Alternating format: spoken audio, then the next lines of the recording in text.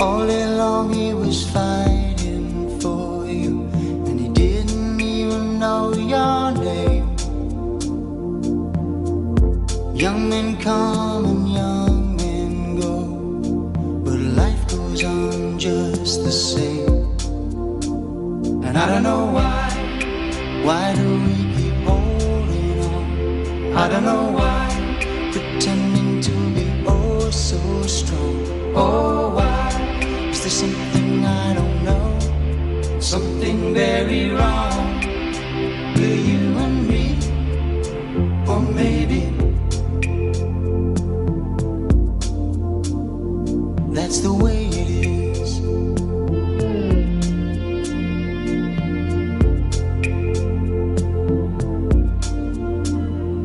That's the way it is. In early August 2005, the American Legion Riders, Chapter 136 in Mulvane, Kansas, formed the Patriot Guard Riders. Mike Smackwater Gibbs, the Missouri State captain, told us more about this organization. There was a lot of stigma attached to the motorcycle concept. Everyone knows that we originally started for the purpose of shielding the families from any protester or group of protesters. Shielding is just simply forming a flag line shoulder to shoulder between the family and anyone who wants to disrupt that. There are still people today, we're in this, since 2005, and there are still a huge part of the population that have never heard of the Patriot Guard Riders. And there's good aspects and bad to that. The good aspect is that means we've probably never had to do anything for you. If you don't know who we are, you've probably never lost a veteran loved one or been involved with anyone who's been killed in action. So that's a good aspect of it. The bad aspect of it is it's hard for us to get our word out that what we do.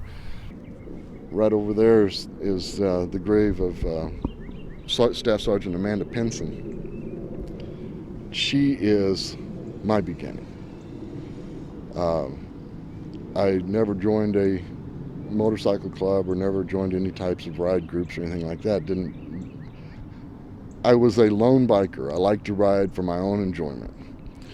And I came home one evening and I was sitting watching the news and I heard the story about Amanda Pinson. She was killed in action. And during that news story, they showed a small clip of the Patriot Guard Riders, which at that time, people didn't talk too much about. It was motorcycle riders, going to a funeral. And when I saw what they did, I joined that night. The next morning I got up and I rode to a mission in Shumway, Illinois, for a chief warrant officer over there. And that's where I started. And I think probably every member has that story. And last September, actually in August, I was watching these guys on TV when they were escorting the body of Corporal Woods out to Cedar Hill. And then a week or so later, they took escorted an injured gentleman, I don't remember his name, up to Hannibal to his home. And I'm sitting there watching these on, there was some news coverage and I'm watching them on the news, and I said to my wife, if I had a motorcycle, I would join that group. They're doing good things. I'm retired, I don't have anything particularly to do, So I sit there and I pick up my laptop and I go to the Patriot Guard site and I read, within the first lines, you don't have to have a motorcycle, you don't have to be a veteran, you just have to, show honor and respect for our veterans. I thought, I can do this. This is no-brainer, So I signed up and went and, found a mission to go to and started going to missions, and here I am. and what a great job you're doing. And I just, I've told people this is the best paying job I've ever had, and it doesn't even pay any money. My name is Dot Ward, and I belong to Road Riders for Jesus, and but I have a passion for the Patriot Guard also. It's an honor for me to be able to do this. So, and the family really appreciates it a lot. Every time we're at a funeral home or in the flag line, or the family is always so appreciative. You know, it's heartwarming, and it's very gratifying for me too. No, anytime I see a soldier come, I work in Deerbergs, and anytime I'm a sales clerk, and anytime I see a soldier come in, I always thank them for serving our country. And they really appreciate that. It's really cool. There is no requirements to be a Patriot Guard rider. The only requirement, like I say, is that you respect those who have served us.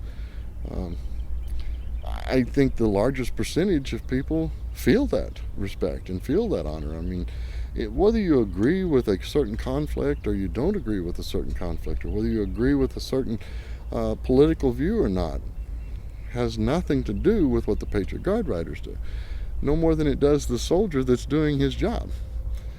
You know, our military people, they join for one purpose, and that's to serve us. You know, you hear people talk about, well, I can get my college education paid for. I can get, you know, isn't that the least that, you know, we should do for them? They actually step up and they sign a contract with you and I that they will do whatever it takes to defend our rights. And what will they give for that? Their life, up to and including their life. It's not a contract of I'll work for you for 4 years. Right. You know, it's a contract of I will give you my life to protect your freedoms. What more can you say about these people? What originally started out as only missions for killed in action soldiers, we very soon figured out that, you know, not only those killed in action today deserve this honor, but also all of the people who have gone before them deserve this honor. And by expanding that, we soon figured out that first responders, firemen, policemen, all of these people that serve us to protect us deserve the same honor. That was our first step in evolution as the Patriot Guard. And we moved away, so far away from what we originally were, a very disorganized grassroots organization that catered to one aspect, and even though we were developed to protect those families, to shield those families, we soon figured out that we're not there for those disruptions. What we're there for is the family and the soldier. And so it gave us a whole new arena of ways that we can show our respect. We also want to show honor to those that come back and those that deploy. Anything that we can do. Tommy Michaels was a wounded warrior who came back, and the local American Legion Hall asked that he be honored, and asked the Patriot Guard to escort him from his home to the American Legion Hall, where they were going to show honor to him. And you saw it. You've got the footage of it. All you have to do is put it up on the board and let people know that what we're doing is honoring a soldier. And there was 70 plus motorcycles showed up for that ride down Telegraph Road to the American Legion. You know, that's just one of our things. And you can look in Tommy's eyes and you can see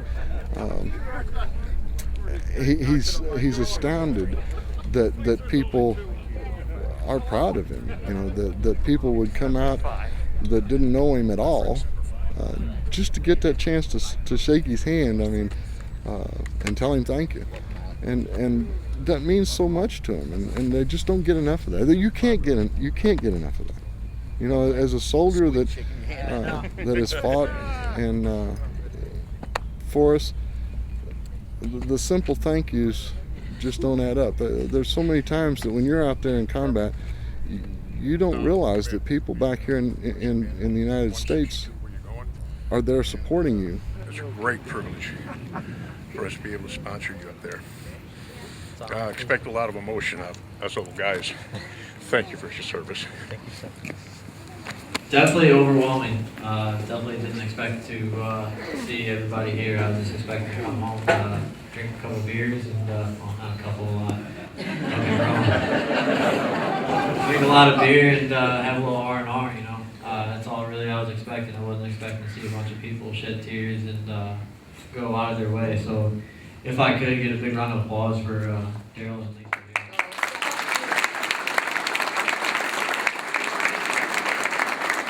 They started what kind of cannonballed into this big thing you see in front of you here. And I want to say thanks, and I appreciate everybody that donated and put their time to put this together. I really do appreciate it. I don't know how else to say thank you, but I do. Thank you.